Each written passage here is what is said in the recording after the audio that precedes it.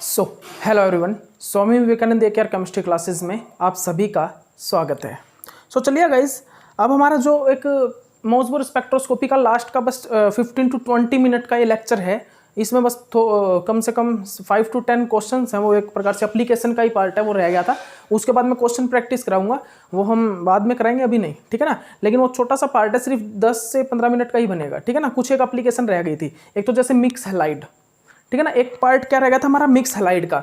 Mix halide में मैंने क्या बताया भाई, मैंने मिक्स हैलाइड के लिए जो मिक्स हैलाइड का, एक मिनट रुकिए, जो हमारा मिक्स हैलाइड्स जो होते हैं, क्या भाई, जो हमारे मिक्स्ड हैलाइड होते हैं भाई, उन मिक्स्ड हैलाइड में हमने क्या देखा कि वहां पर क्वाड्रपोलर स्प्लिटिंग नहीं होगी। वहां पर ओनली क्या होगा, वहां पर आइसोमेरिक शिफ्ट आती है। रीजन क्या होता है, क्योंकि वहां पर इलेक्ट्रोनेगेटिविटी डिफरेंस इक्वल हो जाता है। सभी इलेक्ट्रोनेगेटिविटी डिफरेंस क्या हो जाता है, इक्वल हो जाता है। जैसे कि मिक्स्ड हैलाइड का मैं एग्जांपल दिखाऊं आपको, तो जैसे कि SnBr4 Et3n ट्वाइस, ठीक है ना। और ये F2, ठीक है ना। यहाँ पर क्या आएगा, ये 2 लगा लीजिए।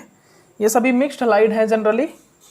यहाँ पर ये सेम आएगा, सेम आएगा, यहाँ पर ये सेम आएगा, और ये सेम है, ये सेम है, ये सेम है। ये चेंज कर दीजिए बस, ये क्लोरीन 2, ये ब्रोमीन ट्वाइस, और ये I2, ठीक है ना। तो ये मिक्स्ड हैलाइड का स्ट्रक्चर है। ये देखिए, अभी सभी सेम है, ये भी सभी सेम है, ठीक है ना। ब्रोमीन 2, ठीक है ना, डाइब्रोमाइड लगे है। तो इनमें चेंज है, ओनली इनमें चेंज आया है, ओनली इनमें चेंज आया है। तो अगर मैं आपसे बात करूं कि यहाँ पर क्या, यहाँ पर क्वाड्रपोलर स्प्लिटिंग होगी, तो यहाँ पर कोई भी क्वाड्रपोलर स्प्लिटिंग आपको देखने को नहीं मिलेगी। यहाँ पर ओनली आइसोमेरिक शिफ्ट ही आती है, यहाँ पर ओनली आइसोमेरिक शिफ्ट ही आती है, ठीक है ना। यहाँ पर ओनली एक आइसोमेरिक शिफ्ट ही आती है, और उस आइसोमेरिक शिफ्ट में ही हमारा क्या होता है, या तो वैल्यू इंक्रीज हो जाती है या वैल्यू डिक्रीज हो जाती है। यहाँ पर क्या होता है, उस आइसोमेरिक शिफ्ट में ये क्या होता है, या तो वैल्यू इंक्रीज हो जाती है, पॉजिटिव की तरफ जाती है, या डिक्रीज हो जाती है, ठीक है ना। तो इंक्रीज कब होगी, आइसोमेरिक शिफ्ट की वैल्यू इंक्रीज कैसे होगी, जब ये अप टू डाउन आ रहा है तो इलेक्ट्रॉन डेंसिटी इंक्रीज हो रही है। और हमने एक ही चीज पढ़ा है, इलेक्ट्रॉन डेंसिटी अगर इंक्रीज होगी, इलेक्ट्रॉन डेंसिटी अगर इंक्रीज होगी तो हमारा आइसोमेरिक शिफ्ट की वैल्यू पॉजिटिव की तरफ इंक्रीज होगी, ठीक है ना। तो यहाँ पर क्या होगा, ऊपर से नीचे आने पर आइसोमेरिक शिफ्ट की वैल्यू पॉजिटिव की तरफ क्या होगा, इंक्रीज होगी। ये नेगेटिव है, ये पॉजिटिव, तो पॉजिटिव की तरफ क्या होगा, आइसोमेरिक शिफ्ट की वैल्यू इंक्रीज होगी जब ऊपर से नीचे आएंगे, ठीक है ना। लेकिन यहाँ पर कोई क्वाड्रपोलर स्प्लिटिंग देखने को नहीं मिलेगी। ओके, तो ये भी हमारा हो गया। उसके बाद हम क्या देखते हैं, ऑर्गेनोबोरेन, ठीक है ना। हम क्या देखते हैं भाई, ऑर्गेनोबोरेन। ऑर्गेनोबोरेन में क्या होता है भाई, ऑर्गेनोबोरेन एप्लीकेशन का ही पार्ट है ये। ऑर्गेनोबोरेन बताइए भाई, जल्दी बताइए, जो हमारा ये ऑर्गेनोबोरेन है, ये क्या पार्ट है भाई, क्या होता है यहाँ पर आखिरकार, ये जो ऑर्गेनोबोरेन है इसमें क्या होता है भाई, ऑर्गेनोबोरेन,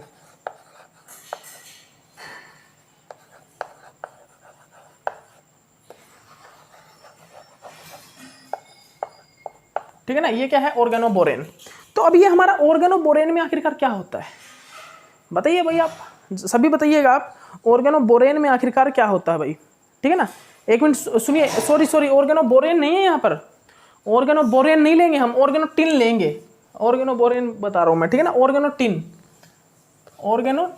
ठीक है ना, ऑर्गेनोटिन जैसे कि SnR4 हो गया, SnR3 हो गया, इस टाइप से ये होता है क्या, ऑर्गेनोटिन, ठीक है ना। मतलब कि कोई हाइड्रोकार्बन किसके साथ, मेटल टिन के साथ लगा, टिन मेटल के साथ लगा, तो वो ऑर्गेनोटिन हो जाएगा।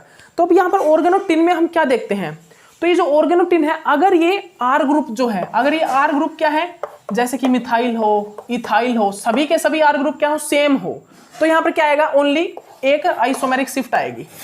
यहाँ पर कोई क्वाड्रपोलर स्प्लिटिंग वगैरह नहीं होगी, यहाँ पर कोई भी हमें क्वाड्रपोलर स्प्लिटिंग देखने को नहीं मिलती। अगर ये R ग्रुप क्या है, मिथाइल इथाइल, मतलब सेम है सभी के सभी R ग्रुप, मिथाइल इथाइल है, मिथाइल है, इथाइल है, ये है, ठीक है ना। तो यहाँ पर क्या होगा, कोई भी हमें क्वाड्रपोलर स्प्लिटिंग नहीं देखने को मिलेगी, ठीक है ना। ओनली यहाँ पर क्या होगा, यहाँ पर ओनली आइसोमेरिक शिफ्ट आएगी। लेकिन अगर हमारा ऑर्गेनोबोरेन कैसे हो, SnR3 और ये R', और ये जो R' है वो क्या हो भाई, वो R' क्या हो, इलेक्ट्रॉन विड्रोविंग। अगर ये क्या हो, इलेक्ट्रॉन विड्रोविंग ग्रुप हो, अगर ये कैसा हो, इलेक्ट्रॉन विड्रोविंग ग्रुप हो, तो हमारा क्या होगा भाई, अगर ये इलेक्ट्रॉन विड्रोविंग ग्रुप होगा तो मेरा क्या होगा, क्वाड्रपोलर स्प्लिटिंग होगी। और अगर ये इलेक्ट्रॉन विड्रोविंग ग्रुप नहीं है तो मेरा क्वाड्रपोलर स्प्लिटिंग नहीं होगी, ठीक है ना। तो इस चीज को आप अच्छे से अपनी कॉपी में सभी स्टूडेंट नोट डाउन कर लीजिए, सभी स्टूडेंट अपनी कॉपी में इसको नोट डाउन कर लीजिए। ओके, यहाँ पर क्या भाई, यहाँ पर हमने क्या बताया, अगर मेरा इस ऑर्गेनोटिन में क्या हो भाई, ये एग्जांपल आ जाए R डैश टिन R3 और ये R डैश क्या हो, अगर ये R डैश क्या हो, इलेक्ट्रॉन विड्रोविंग ग्रुप हो, इलेक्ट्रॉन विड्रोविंग ग्रुप हो, तो मेरा क्या होगा, क्वाड्रपोलर स्प्लिटिंग होगी। क्या होगा भाई, क्वाड्रपोलर स्प्लिटिंग होगी। और ये अगर R ग्रुप मेरा इलेक्ट्रॉन विड्रोविंग ग्रुप ना हो, नो, ठीक है ना, तो मेरा क्या होगा, तो मेरा क्या होगा भाई, मेरा क्वाड्रपोलर स्प्लिटिंग नहीं होगी, ओनली आइसोमेरिक शिफ्ट की लाइन आएगी एक, ठीक है ना। तो याद रखिएगा, कुछ एक एग्जांपल दे रहा हूं अब मैं आपको, और उसमें ये बताना कहां पर क्वाड्रपोलर स्प्लिटिंग ओके हमारी डबल लाइन आएंगी और कहां पर नहीं आएंगी, ठीक है ना। तो वो एग्जांपल क्या है वो देख लीजिए आप, वो क्या है, जैसे कि आपका CH3 ट्राइस टिन C6F5, उसके बाद क्या है CH3 टिन C6L5, ठीक है ना। इसके बाद क्या है CH3 का 4 टिन, ठीक है ना। इसके बाद क्या है CH3 का ट्राइस टिन इथाइल, ठीक है ना, ये है, ठीक है। तो अब मेरे को आप सभी ये बता दीजिए कहां पर क्वाड्रपोलर स्प्लिटिंग होगी, कहां पर नहीं होगी। तो देखिए ऑर्गेनोटिन है, जो इलेक्ट्रॉन विड्रोविंग ग्रुप कंटेन करके रखता है वहां पर तो होगी क्वाड्रपोलर स्प्लिटिंग, और जगह नहीं होगी, ठीक है ना। तो देखिए यहां पर क्वाड्रपोलर स्प्लिटिंग होगी और यहां पर क्या आएगा, यहां पर ये ग्राफ बनेगा, यहां पर भी क्वाड्रपोलर स्प्लिटिंग होगी और यहां पर ये ग्राफ बनेगा। यहां पर क्वाड्रपोलर स्प्लिटिंग नहीं होगी, इसमें क्वाड्रपोलर स्प्लिटिंग नहीं होगी, उसके बाद इसमें क्वाड्रपोलर स्प्लिटिंग नहीं होगी, इन दोनों में नहीं होगी क्योंकि यहाँ पर इलेक्ट्रॉन विड्रोविंग ग्रुप नहीं है, ठीक है ना। ओके, उसके बाद देखिएगा ऐसा, हम ऐसा ऑर्गेनोटिन देखेंगे जहां जो कि एक हैलोजन को कंटेन करके रखता है, हम एक ऐसा ऑर्गेनोटिन देखेंगे जो कि हैलोजन को कंटेन करके रखता है, जैसे कि SN, X और ये R3, ठीक है ना। ये X क्या है, हैलोजन है जो कि lone pair of electron contain करके रखता है, उसमें X भी हो सकता है, X हैलोजन भी हो सकता है या कुछ और भी हो सकता है, एक ऐसा पार्ट जो कि lone pair of electron contain करके रखता हो, ठीक है ना। X यहां पर क्या है, lone pair of electron containing part, lone pair of electron containing part है हमारा कौन, X, हमारा X क्या है, lone pair of electron containing part है।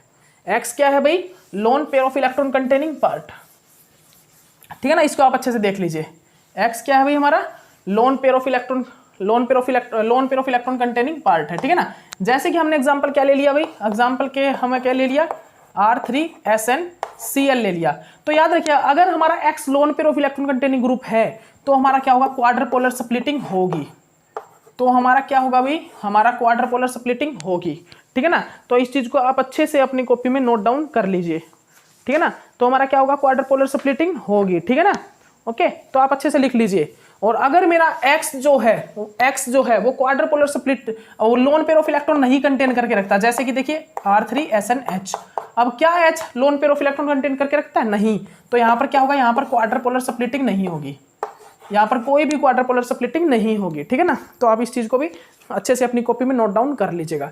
इसके बाद हम क्या देखते हैं, अगर हम lone pair of electron containing group की अमाउंट जो है वो इंक्रीज कर दें और without lone pair of electron containing group की अमाउंट डिक्रीज कर दे, जैसे कि यहां पर मैं क्या कर दूं X3 और R, तो ये क्या करेगा, ये क्वाड्रपोलर स्प्लिटिंग देगा या नहीं, तो मैं आपको बता देता हूं।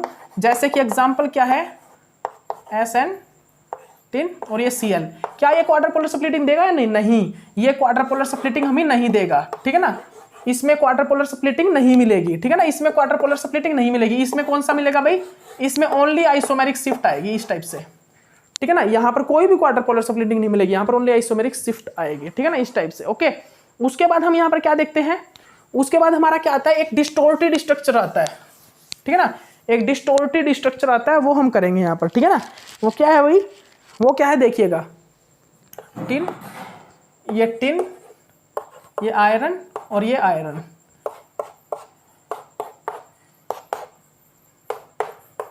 ये मिथाइल, ये मिथाइल, ये मिथाइल, ये मिथाइल, ये कनेक्ट है आपस में, ये क्या है, carbonyl, carbonyl, carbonyl, carbonyl, carbonyl, carbonyl, ठीक है ना।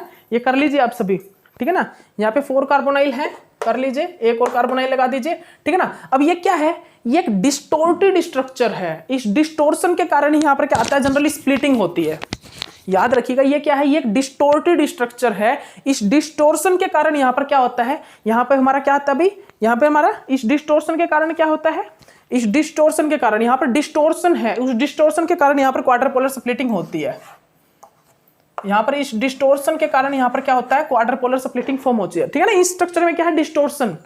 जो बता रहा हूं उसको ध्यान से सुन लीजिए कि इस स्ट्रक्चर में जनरली क्या आ रहा है, इस स्ट्रक्चर में डिस्टोर्शन आ रहा है। क्या, इस स्ट्रक्चर में डिस्टोर्शन आ रहा है, और जिस डिस्टोर्शन के कारण यहाँ पर क्या है भाई, क्वाड्रपोलर स्प्लिटिंग फॉर्म हो रही है। ठीक है ना। जिस डिस्टोर्शन के कारण यहाँ पर क्या हो रहा है, यहाँ पर क्वाड्रपोलर स्प्लिटिंग फॉर्म हो रही है। ठीक है ना। तो आप इस चीज को अच्छे से अपनी कॉपी में सभी स्टूडेंट नोट डाउन कर लीजिए। ठीक है ना। तो यहाँ पर क्या हो रहा है भाई, यहाँ पर हमारा क्वाड्रपोलर स्प्लिटिंग फॉर्म हो रही है। ठीक है ना। यहाँ पर क्या हो रहा है, यहाँ पर हमारे इस डिस्टोर्शन के कारण क्वाड्रपोलर स्प्लिटिंग आ रही है। ठीक है ना। इस डिस्टोर्शन के कारण क्वाड्रपोलर स्प्लिटिंग हो रही है। ठीक है ना। इसके बाद एक और एग्जांपल है, वो एग्जांपल देख लीजिए आप। ये तो 2 में था ना, अब देखिएगा अब एग्जांपल मेरा क्या है। अब मेरा एग्जांपल देखिए, जैसे कि यहाँ पर क्या था, 2 टिन थे। ठीक है ना। अब हमारे 3 टिन लेंगे हम। ठीक है ना। वहां पे देखिएगा क्या होगा स्ट्रक्चर में, टिन हमने अमाउंट इंक्रीज कर दी। यहाँ पर ये आयरन, ये आयरन, ये आयरन, ये आयरन। ठीक है ना। अब देखिएगा क्या आएगा, ये CO4 यहाँ पे लगे हैं, CO4, यहाँ पर ये CO4 और ये CO4। ठीक है ना। यहाँ पर क्या लगा भाई, मिथाइल, ठीक है ना। यहाँ पर क्या लगा है, मिथाइल और ये मिथाइल। ठीक है ना। तो हम यहाँ पर क्या देखते हैं, ये जो टिन है ये क्या है, अनसिमेट्रिक। ये क्या है, सिमेट्रिक। ये क्या है, अनसिमेट्रिक। ये क्या है भाई, अनसिमेट्रिक, ये वाला पार्ट। ठीक है ना। ये क्या है, सिमेट्रिक, ये क्या है, अनसिमेट्रिक। ठीक है ना। तो आप याद रखिएगा, जो अनसिमेट्रिक पार्ट होगा, ये देखिए बिल्कुल सिमेट्रिक है, ये बिल्कुल सिमेट्री है, यहाँ पर भी सेम पार्ट, यहाँ पर भी सेम पार्ट, लेकिन इनमें थोड़ी सी अनसिमेट्री है। तो जो अनसिमेट्री होगा वो तो उसकी इंटेंसिटी जो आएगी ग्राफ में ज्यादा आएगी, और जो सिमेट्रिक होगा उसकी इंटेंसिटी ग्राफ में जो उसकी उस स्पेक्ट्रा की जो इंटेंसिटी आएगी वो थोड़ी कम आएगी। जैसे कि देखिए ये यहाँ पर क्वाड्रपोलर स्प्लिटिंग तो होगी, ये तो आपको भी पता है, क्योंकि पीछे क्या हुआ है, क्वाड्रपोलर स्प्लिटिंग हुई है, वहां पर भी क्वाड्रपोलर स्प्लिटिंग फॉर्म हुई है, वो आपने पीछे देखा। ठीक है ना। क्वाड्रपोलर स्प्लिटिंग, और टिन की वैल्यू क्या होती आएगी, 3/2, और क्वाड्रपोलर स्प्लिटिंग निकालेंगे तो 2 वैल्यू आएगी। लेकिन यहाँ पर कितने हैं, यहाँ पर 3 हैं। तो यहाँ पर इन तीनों के लिए लाइन आएंगी स्पेक्ट्रा में। वो कैसे आएंगी, देखिए इस टाइप से, वो इस टाइप से फॉर्म होती है। ठीक है ना। वो इस टाइप से फॉर्म होती है भाई।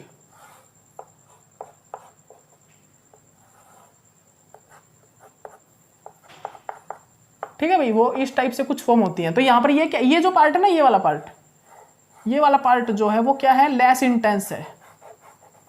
ये वाला जो पार्ट है वो क्या है भाई, लेस इंटेंस। ये वाला जो पार्ट है वो क्या है, लेस इंटेंस है। यहाँ पर आप देख लीजिए, तो ध्यान से देख लीजिए, ये वाला जो पार्ट है वो क्या है, लेस इंटेंस, बीच वाला।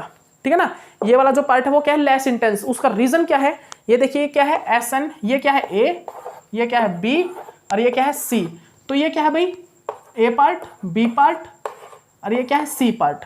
तो A, B, C में से B की जो इंटेंसिटी है वो कम है। उसका रीजन क्या होता है कम होने का, क्योंकि ये हाईली सिमेट्रिक है। रीजन यही है क्योंकि ये हाईली सिमेट्रिक है। ठीक है ना, हाईली सिमेट्रिक। ठीक है ना, सिमेट्रिक है, इसीलिए ये लेस इंटेंस है। इसीलिए क्या है भाई, ये लेस इंटेंस होता है। ठीक है ना। उसके बाद देखिए एक और मैं आपको एग्जांपल कराता हूँ। वो एग्जांपल क्या है, ये भी एग्जांपल बहुत अच्छा है। ठीक है ना, ये एग्जांपल भी बहुत अच्छा है। ठीक है ना। वो एग्जांपल क्या है भाई, देखिएगा वो एग्जांपल क्या है। जैसे कि देखिए ये एग्जांपल क्या है, वो एप्लीकेशन में ही है ये भी, OSNR3। ठीक है ना। यहाँ पर क्या होगा, यहाँ पर ओनली R ग्रुप पे ही हमारी वैल्यू डिपेंड करती है। यहाँ पर हमारा R ग्रुप जो होता है ना, R ग्रुप, उस पे ही हमारी आइसोमेरिक शिफ्ट की वैल्यू डिपेंड करती है। देखिए अगर R ग्रुप मैंने इथाइल ले लिया तो जो मेरी वैल्यू है वो 1.56 से 1.62 हो गई, 1.62 हो गई। ठीक है ना, 1.55 से 1.62। और मैंने यहाँ पर अगर फिनेफ्थ्रीन ले लिया, तो यहाँ पर वैल्यू आइसोमेरिक शिफ्ट की 1.36 हो गई। ठीक है ना। तो मेरे कहने का मतलब क्या है कि यहाँ पर जो R की वैल्यू, मतलब कि जो आइसोमेरिक शिफ्ट की वैल्यू है इन एग्जांपल्स में आइसोमेरिक शिफ्ट की जो वैल्यू R ग्रुप पे डिपेंड करती है। जब मैंने R ग्रुप इथाइल लिया, तो मेरी वैल्यू कहाँ पर गई आइसोमेरिक शिफ्ट की, 1.55 से 1.62। और जब मैंने यहाँ पे फिनेफ्थ्रीन लिया तो मेरी जो वैल्यू है वो कहाँ पर चली गई, 1.35 पे, 1.36 पे, सॉरी 1.36 पे। ठीक है ना। जब मैंने इथाइल लिया और फिनेफ्थ्रीन लिया, इथाइल इथाइल लेने पर जो मेरी वैल्यू आई वो कितनी आई भाई, इथाइल, सुन लीजिए ध्यान से सुन लीजिए, इथाइल लेने पर, इथाइल जब मैंने लिया, क्या लिया, इथाइल लिया तो मेरी वैल्यू आई 1.55 से 1.62, और जब मैंने क्या लिया, फिनेप्थ्रिन लिया तो मेरा वैल्यू आई 1.35 तक, ठीक है ना, 1.35 पे मेरी वैल्यू आई, ठीक है ना। तो इस चीज़ को भी आप सभी स्टूडेंट नोट डाउन कर लीजिए अपनी कॉपी में, ओके। अब इसके बाद हम जो देखेंगे वो देखिएगा, इसके बाद जो मेरा एग्जाम्पल है वो भी देख लीजिए आप, इसके बाद जो मेरा एग्जाम्पल है वो भी देख लीजिए, वो क्या है भाई, वो देखिए, वो एग्जाम्पल है मेरा CH3 का ट्राइस टिन F, ये एग्जाम्पल है, ठीक है ना। इसमें क्या होता है भाई, देखिए, methyl methyl fluorine tin, fluorine tin, ठीक है, ये क्या है, ये मिथाइल है, मिथाइल है, मतलब CH3, मतलब मेरा कहने का मतलब क्या है, CH3 है, ये मिथाइल है, ये मिथाइल, ये मिथाइल, मिथाइल, मिथाइल, ठीक है ना। देख लीजिए अच्छे से इसको देख लीजिए, ठीक है ना। तो यहाँ पर क्या होगा, यहाँ पर जो ग्राफ आएगा इसका, ये डिस्टोर्शन है, यहाँ पर इसमें डिस्टोर्शन आ रहा है, तो यहाँ पर जो ग्राफ आता है ना वो कुछ इस प्रकार आता है, क्वार्टर पोलर स्प्लिटिंग यहाँ पर भी फॉर्म होती है, ठीक है ना, यहाँ पर भी क्वार्टर पोलर स्प्लिटिंग फॉर्म होती है, ठीक है ना, ओके। और अगर मैं यहाँ पर फ्लोरीन की जगह क्लोरीन लगा देता, क्लोरीन, तो भी मेरा बिल्कुल सेम ग्राफ आता, तो भी यहाँ पर मेरा बिल्कुल सेम ग्राफ आएगा, लेकिन डिफरेंस कहाँ पर जनरेट होगा, डिफरेंस कहाँ पर जनरेट होगा, जब हम इसी स्ट्रक्चर में क्या करें, 2F2, 2 हैलोजन को ले लें, जैसे कि Cl2 और ये ट्वाइस, ठीक है ना, इसको ले लें तो डिफरेंस जनरेट होता है, जैसे कि ये देखिएगा, ये देखिए, ये क्लोरीन, ये क्लोरीन, ठीक है ना। अब यहां पर क्या हुआ, डिफरेंस जनरेट हो गया, अब यहां पर जनरली क्या हुआ अभी, अब यहां पर जो है डिफरेंस जनरेट हो गया, ठीक है ना, अब यहां पर डिफरेंस जनरेट हो गया, तो अब यहां पर क्या होगा भाई, अब यहां पर जनरली क्या होगा, जल्दी बताइए, अब यहां पर क्या होगा भाई, जल्दी बताइए गाइस, अब यहाँ पर क्या होगा, यहाँ पर जो ग्राफ आएगा वो कुछ इस प्रकार आता है, यहाँ पर जो ग्राफ है कुछ वो इस प्रकार आता है, ठीक है ना, वो कुछ ग्राफ इस प्रकार आता है, और उसका रीजन आप सभी को पता ही है, ये हाईली सिमेट्रिक है, लेकिन इनमें थोड़ी थोड़ी अनसिमेट्री है, जिसके कारण जो हाईली सिमेट्रिक होता है वो लेस इंटेंस होगा, और जिसमें थोड़ी सी अनसिमेट्री होगी वो उनकी जो स्पेक्ट्रा की इंटेंसिटी वो हाई होगी, ठीक है ना। तो याद रखिए, जितने मैंने इस टाइप के एग्जांपल कराए 3 लिए, जैसे कि ऊपर वाले में 2 लिए थे, एक में डिस्टोर्टेड डिस्ट्रक्टर था टिन का, वहां पर क्वार्टर पोलर स्प्लिटिंग में 2 वैल्यू आ रही थी, 3 टिन जब मैंने लिए तो 3 वैल्यू आ रही है, और 3 में बीच वाला जो वो लेस सिमेट्रिक है, मतलब वो क्या है, वो क्या है, हाई सिमेट्रिक है, जिसके कारण वो क्या है, लेस इंटेंस है, ठीक है ना, और साइड वाले थोड़े से वो लेस सिमेट्रिक है, इसीलिए उनकी इंटेंसिटी हाई है। तो मैंने आपको ये सभी एग्जांपल करा दिए, मैंने आपको ये वाला एग्जांपल भी कराया मिथाइल वाला, फिनोल टाइप से, ठीक है ना, वहां पर आर ग्रुप पे जैसे इथाइल और फिनोप्थ्रीन लिया तो क्या हुआ, वहां पर आइसोमेरिक शिफ्ट की वैल्यू चेंज हुई, ठीक है ना।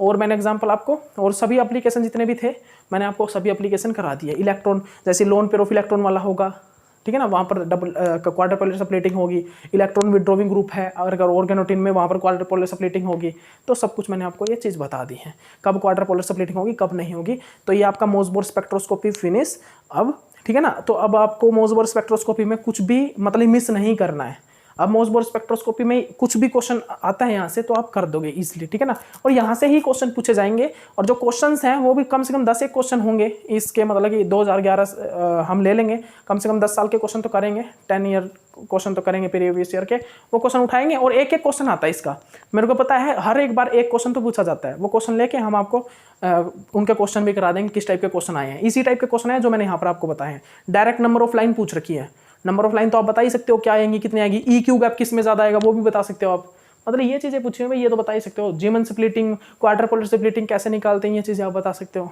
ईपीआर ईएसआर में क्या पूछ सकता है आपसे, ईपीआर ईएसआर में भाई ईपीआर कब एक्टिव होता है, ईएसआर कब एक्टिव होता है, ठीक है ना। नंबर ऑफ लाइन वहाँ पे कैसे निकालते हैं हम, 2ni+1 रूल लगाते हैं नंबर ऑफ लाइन निकालने के लिए ईपीआर और ईएसआर स्पेक्ट्रोस्कोपी में, तो वो सब कुछ आपको पता होना चाहिए, ठीक है ना। तो ये चीज़ें आप थोड़ा सा लर्न कर लीजिएगा, जो भी मैंने करवाया उसके अच्छे से नोट्स बना लीजिएगा। अब हम जो कल जो पार्ट लेके आने वाले हैं आपके सामने, जो नेक्स्ट पार्ट है वो नेक्स्ट पार्ट आएगा आपका या तो बायो ऑर्गेनिक या फिर पीरियोडिसिटी, बायो ऑर्गेनिक या फिर पीरियोडिसिटी को हम स्टार्ट कर रहे हैं, नेक्स्ट पार्ट हमारा यही है। तो अभी हम 4 यूनिट आपको कंप्लीट करा चुके हैं, ईपीआर ईएसआर मोसबोर स्पेक्ट्रोस्कोपी, ईपीआर या ईपीआर ईएसआर और मोसबोर स्पेक्ट्रोस्कोपी, नेचुरल केमिस्ट्री और पॉलीमर केमिस्ट्री और एसिमेट्रिक सिंथेसिस, रिएक्शन, ठीक है ना, ये कंप्लीट करा चुके हैं। अब बायोऑर्गेनिक पीरियोडिसिटी और आपका क्या पार्ट रह गया, बायोऑर्गेनिक पीरियोडिसिटी और एक पार्ट और है रेडियो एक्टिविटी और न्यूक्लियर केमिस्ट्री, ये 3 पार्ट रह गए। उसके बाद हम देखेंगे अगर जीओसी करेंगे तो करेंगे, नहीं तो जीओसी को एक बार साइड में रखेंगे, लास्ट में करेंगे अगर टाइम मिला तो, ठीक है ना। फिर हम डायरेक्ट नेम रिएक्शन को स्टार्ट करेंगे, केमिकल काइनेटिक्स, इलेक्ट्रोकेमिस्ट्री और हमारा कौन सा पार्ट है वो केमिकल बॉन्डिंग, क्योंकि केमिकल बॉन्डिंग में थोड़ा बहुत देखेंगे, सॉरी केमिकल बॉन्डिंग ही है, केमिकल बॉन्डिंग और जीओसी को हम हो सका तो साथ साथ कर देंगे। लेकिन भाई ज़रूरी है पीछे वाले का, जो पीछे वाला पार्ट होया हुआ है उसका रिवीजन भी बहुत इंपॉर्टेंट है। तो देखिए जितना टाइम है उसमें ज़्यादा टाइम हम मतलब कि कम से कम टाइम सिलेबस को दे और ज़्यादा टाइम हम रिवीजन और क्वेश्चन प्रैक्टिस को दे तो ज़्यादा बेटर रहेगा। क्योंकि देखिए दिसंबर में अगर एग्जाम लास्ट में होता है, अगर या फर्स्ट वीक में आ जाता है तो देखिए चांसेस देख लीजिए आप क्या रहते हैं। और सितंबर अब देखिए अभी तक नोटिस नहीं आया CSIR से, तो पता नहीं उनके क्या मन में है। लेकिन गेट का एग्ज़ाम का तो आया हुआ है, तो गेट की तैयारी कीजिए पूरी अपने फुल एनर्जी के साथ गेट को प्रिपेयर कीजिए, ठीक है ना। गेट को फुल अपने एनर्जी लगा दीजिए, अब की बार पूरी एनर्जी के साथ एग्ज़ाम दीजिए, ठीक है ना, और गेट एग्ज़ाम को क्वालिफाई कीजिए, ठीक है ना। CSIR भी पास में ही होगा 1-2 महीने गैप में, तो CSIR को अभी आप JRF निकाल लीजिए, ठीक है ना। तो आपका अच्छा मौका है तैयारी करने का, तैयारी कीजिए फुल, अपने अच्छी से तैयारी करके जिए और हर एक क्वेश्चन को अटेम्प्ट कीजिए अच्छे से, ठीक है ना, फुल प्रैक्टिस करके चलिए, ठीक है ना। ओके, अभी के लिए इतना ही काफ़ी, नेक्स्ट लेक्चर में मिलते हैं। Okay, bye.